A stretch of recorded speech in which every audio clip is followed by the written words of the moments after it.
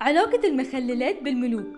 في مصر كانت للمخللات مكانة كبيرة، واعتقدوا ان الأطعمة اللي بتغطى بالملح بتزيد من القوة البدنية وتطرد الأرواح. أما أشهر ملوك مصر حبا للمخللات فهي الملكة كليوباترا، اللي اعتقدت بأن المخلل يزيد من جمالها. بالنسبة ليوليوس قيصر فكان بيؤمر جنوده بتناول المخللات قبل المعركة لتعطيهم مزيد من القوة. الفيلسوف أرسطو أشاد بالخيار المخلل، وردد اعتقاد الملكة بأن المخللات ضرورية لحيوية الشخص. في عام 900 بعد الميلاد ظهرت طرق تجارية جديدة من الشرق، وأدى هذا الأمر لانتشار تقنية التخليل. خلال عصر الاستكشاف عانى البحارة بسبب نقص فيتامين سي، وكانوا يأخذون في رحلتهم المخللات لتعويضهم.